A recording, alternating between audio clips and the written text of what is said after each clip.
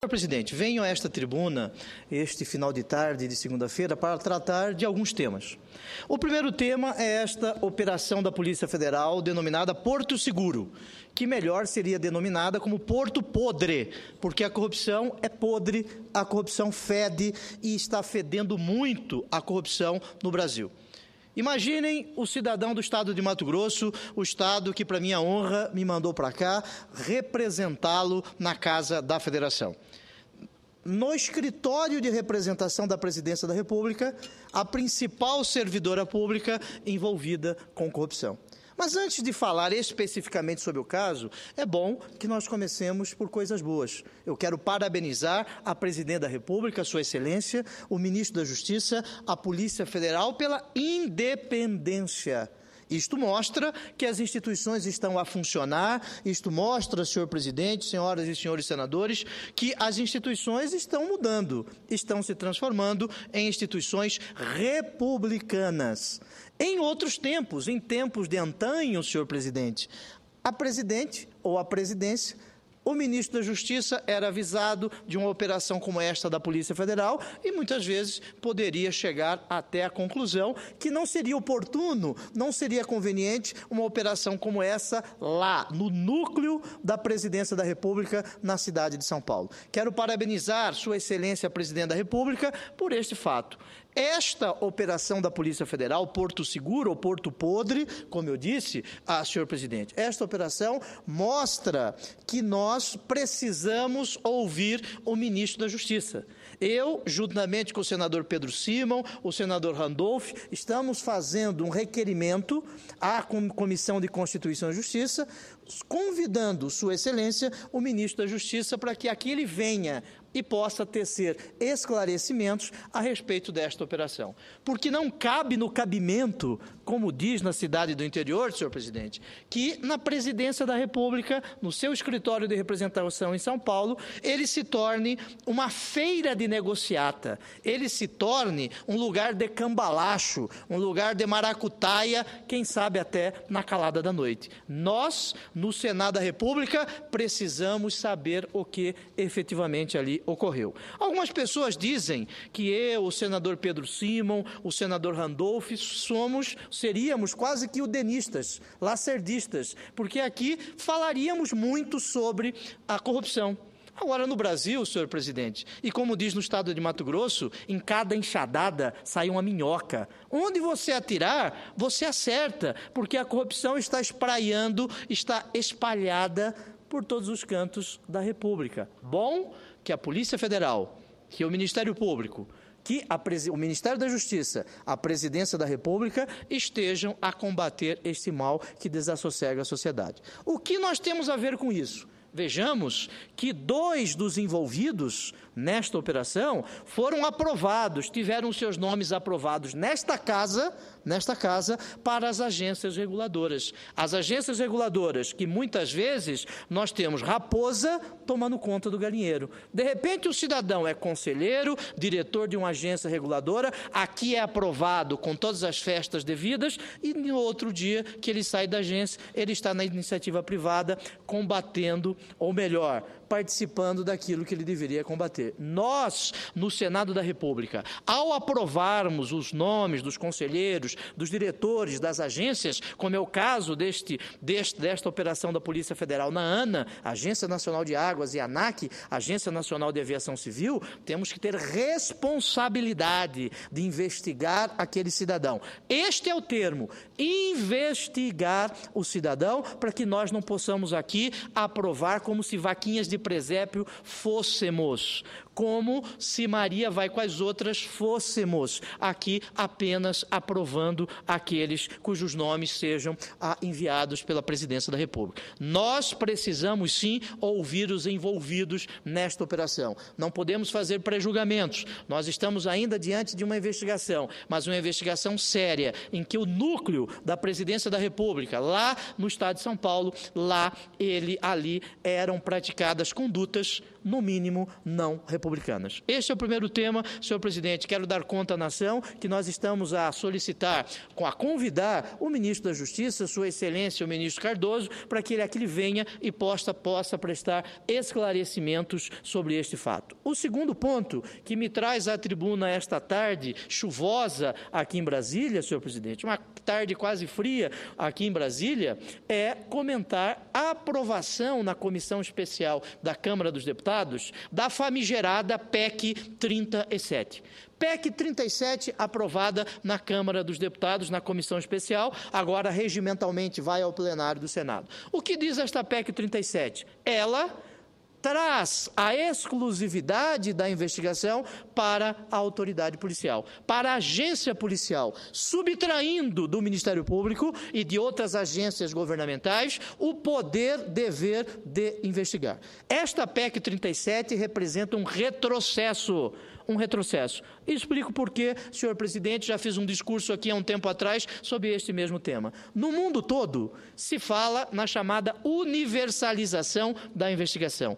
Todos devem investigar. Qual é o panorama internacional da investigação? Nós sabemos que a investigação preliminar no mundo se divide em 3 espécies de investigações. Primeiro, o chamado promotor investigador, que existe na Coreia do Sul, existe no Japão, existe em Portugal, existe na Alemanha, existe nos Estados Unidos, existe no Paraguai, existe na Suíça, o chamado promotor investigador, em que o titular constitucional da ação, ele pode fazer a investigação. É a teoria dos poderes implícitos. Quem pode o mais, pode o menos. Promotor investigador existem nesses estados. Estados aqui no sentido técnico-jurídico do termo. Uma segunda espécie de investigação preliminar, o chamado juizado de instrução. Existe na França, ou em França, existe na Espanha, com alterações recentes, no chamado juizado de instrução. E uma terceira espécie de investigação, o inquérito policial, que existe no Brasil, existe na Indonésia. E alguns países da África, que aqui eu não vou nem citá-los, não por preconceito, mas em razão do tempo aqui estabelecido. Muito bem. Nós, no Brasil, assinamos tratados internacionais, senhor presidente, que determinam como legislação integrada ao nosso sistema jurídico, a possibilidade do membro do Ministério Público investigar. É o caso do Estatuto de Roma, que criou o Tribunal Penal Internacional, em que o Ministério Público pode investigar. É o caso da Convenção das Nações Unidas contra a Criminalidade Transnacional, a chamada Convenção de Palermo, em que permite que o Ministério Público possa investigar. Este é o cenário internacional. E no Brasil? No Brasil, senhor presidente, o judiciário pode investigar. A Lei Complementar 35 de 79, a LOMAN, permite que um juiz investigue outro juiz. Portanto, o judiciário pode investigar. Ou, nos inquéritos judiciais, como foi o caso do Mensalão, o ministro Joaquim Barbosa, ele supervisionou, coordenou a investigação que foi levada a cabo através de carta de ordem pela Polícia Federal. Portanto, o judiciário investiga. O legislativo investiga no Brasil, senhor presidente, através do artigo 58, parágrafo 3º da Constituição da República, que fala a respeito da Comissão Parlamentar de Inquérito. Nós podemos investigar através de uma CPI. Infelizmente, algumas CPIs jogam o lixo podre para baixo do tapete, como é o caso deste relatório da CPMI aqui do Cachoeira, que está se transformando numa farsa, num instrumento de perseguição política ao Procurador-Geral da República e a determinados membros da imprensa. Daí, o Executivo investiga, o Legislativo investiga. O Executivo investiga, senhor presidente, o Judiciário investiga, o Legislativo investiga, o Executivo investiga, através do Banco Central. Existe no Banco Central um departamento próprio de investigação dos chamados ilícitos cambiais. O IBAMA investiga, a Receita Federal investiga, todos podem investigar. O particular pode investigar? Pode. Ele não pode praticar constrições judiciais ou ofender a liberdade individual do cidadão. Mas a profissão de detetive particular é regulamentada desde a década de 50. O particular pode investigar, sim, Cachorro no Brasil pode investigar? Pode investigar. No momento que você vai viajar, o cachorro está cheirando a sua mala. Ele está cheirando a sua mala e investigando. Até cachorro no Brasil pode investigar. E o Ministério Público não pode investigar, de acordo com esta proposta de emenda constitucional, a chamada PEC 37, que é um retrocesso no combate à impunidade, um retrocesso no combate à corrupção. Se um marciano descesse agora aqui no Brasil, imaginaria que nós estaríamos vivendo na Suíça, onde não existe corrupção, onde não existem crimes a serem investigados. O Ministério Público não quer subtrair da polícia o seu poder, dever de investigar. A polícia deve sim investigar. Quem preside inquérito policial é a autoridade policial, mas o Ministério Público não pode ser proibido de investigar. Eu cito aqui, senhor presidente, apenas 2 casos em que o Ministério Público investigou. Ildebrando Pascoal, aquele deputado que cerrava pessoas no Acre. O Ministério Público investigou junto com a Polícia Federal. E eu tive a honra de ser indicado para fazer o júri do Ildebrando Pascoal. Fiz o júri do Ildebrando Pascoal porque o Ministério Público investigou. Imagine, se essa PEC for aprovada, o Ministério Público praticou um ato ilícito, seria uma investigação inconstitucional, esse cidadão estaria na rua. E cito outro caso. No caso do estado de Mato Grosso, a chamada Operação Arca de Noé, que agora no dia 5 de dezembro atinge 10 anos, senhor presidente, em que um cidadão, hoje condenado e preso há 10 anos, chamado João Arcanjo Ribeiro, o comendador, e eu falarei sobre esta operação e seu braço político na semana que vem, para que, como que comemorando o aniversário de 10 anos, dizer que ainda falta o braço político desta organização criminosa.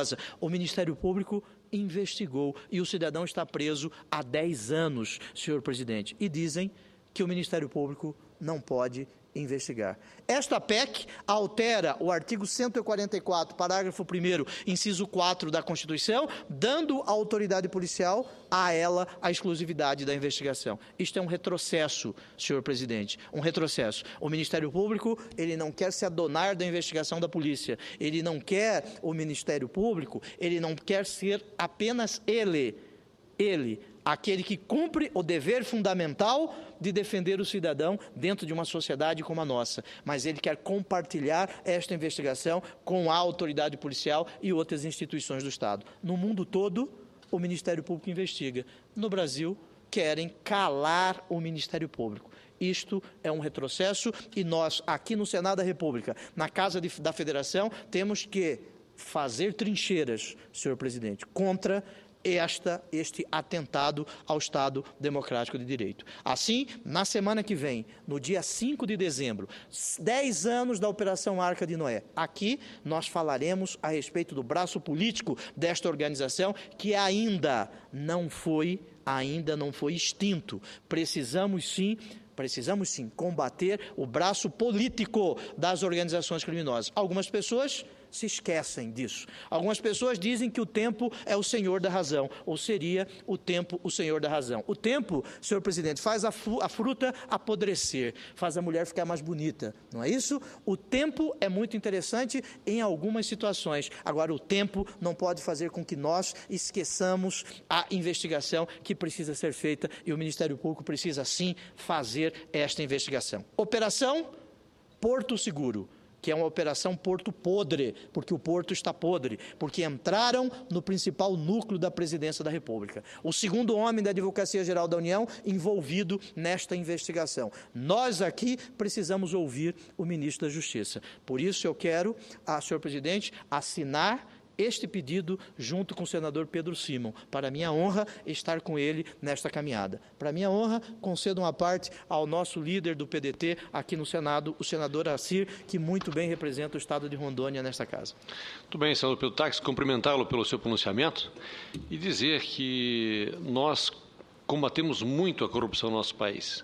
É o nosso dever, é a nossa obrigação. E eu entendo que é um dos maiores problemas que nós temos no Brasil hoje, tanto na esfera federal, em alguns estados e alguns municípios, é a corrupção. E o Ministério Público tem sido um grande aliado em defesa contra a corrupção, combate à corrupção, em defesa do cidadão brasileiro. Então, nós não podemos jamais retroceder na história e calar o Ministério Público. Muito pelo contrário, nós temos que dar o apoio ao Ministério Público, porque graças graças ao Ministério Público que muitas coisas têm vindo à tona, muitas operações têm acontecido e eu quero crer que nós temos que continuar esse trabalho, dando apoio para que qualquer segmento, todo segmento que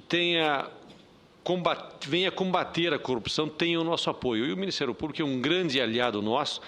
Nós precisamos fazer com que não retrocedamos na história, mas sim dar todo o apoio ao aparato para que continuem os trabalhos e nós possamos, a cada dia, a cada mês, a cada semana, a cada ano, nós possamos melhorar e diminuir a corrupção no nosso Brasil. É o grande desafio que todos nós temos e o Ministério Público é um grande aliado de todos nós, é um grande instrumento que a população brasileira tem para combater esse mal que eu diria que é o mal que mais assola toda a população brasileira.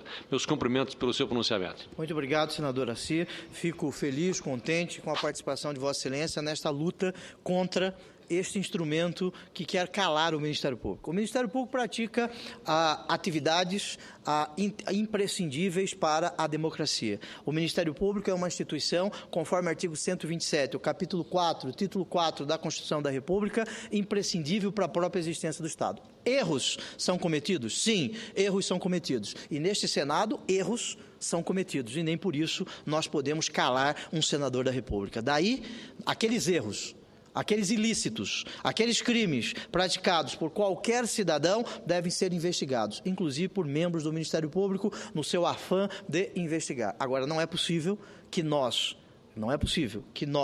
queiramos silenciar uma instituição em razão de erros que são praticados. Eu agradeço a parte de Vossa Excelência e quero dizer que o apoio de Vossa Excelência, de Vossa liderança nesta casa será imprescindível para que nós não possamos permitir que esta PEC, em sendo aprovada na Câmara, ao chegar aqui, possa ser aprovada. Eu volto, senhor presidente, à questão da Operação Porto Seguro, dizendo e ressaltando mais uma vez a importância da sabatina, ou das sabatinas que são efetuadas nesta casa, no Senado da República, para autoridades exercerem determinados cargos. Exemplifiquei no caso das agências reguladoras. 2 envolvidos nesta operação fazem parte das agências reguladoras, a ANA, já fiz referência, e a ANAC. Muito bem, na quarta-feira agora, nós temos na Comissão de Constituição e Justiça mais um ato de ofício da CCJ, que é não a sabatina, porque a sabatina já foi feita, de um conselheiro do Conselho Nacional do MP, do senhor Luiz Moreira, do professor doutor Luiz Moreira. Muito bem, lá na sabatina nós fizemos questionamentos a ele, exercendo a nossa atribuição constitucional de fiscalizar, porque aqui eu não sou vaquinha de presépio para aprovar os nomes que são indicados, seja lá por quem for. Nós, na Comissão de Constituição e Justiça, alegamos e demonstramos a existência de indícios de ilícitos praticados por este cidadão. Aí, o nome foi aprovado na Comissão de Constituição e Justiça por 11 votos a 9. Eu e o senador Pedro Simon fizemos um pedido para que ele não pudesse ter o seu nome trazido aqui a este plenário, sem que antes pudessem membros do Ministério Público prestar o seu depoimento na Comissão de Constituição e Justiça a respeito daqueles ilícitos. O senador Mozarildo Cavalcante, relator do projeto de resolução, votou neste sentido, deu parecer nesse sentido. E este projeto será votado na quarta-feira na Comissão de Constituição e Justiça. Nós não estamos a fazer pré-julgamento contra quem quer que seja. Nós estamos a exercer nossa atribuição constitucional. Ao que consta, Sua Excelência, o presidente da Câmara dos Deputados, está cobrando desta casa, inclusive fez um discurso semana passada na Câmara dos Deputados. Eu quero dizer a ele o seguinte, não mandar recado, dizer a ele que a pressão só pode fazer o carvão virar diamante. A pressão não serve para senador da República. Senador da República que não aguenta pressão, é melhor ficar em casa. Não pode servir a República nesta casa da Federação. Muito obrigado, senhor presidente. E, por fim, encerro dizendo o seguinte. Nós, do PDT, solicitamos um voto de pesar pelo falecimento do nosso companheiro, o ex-deputado federal Sérgio Miranda. Ele faleceu hoje pela manhã, aqui em Brasília, aos 65 anos, com 43 anos de militância no PCdoB. Miranda filiou-se ao PDT em 2005, quando assumiu a presidência do partido em Belo Horizonte. Foi candidato à prefeitura da capital mineira em 2008 e atualmente trabalhava na Fundação Leonel Brizola Alberto Pasqualini, que é do PDT. Nós queremos expressar à família deste brasileiro os nossos sentimentos brizolistas e dizer a ele que o corpo pode ir, mas as causas que ele defendeu aqui ficarão e são as nossas causas.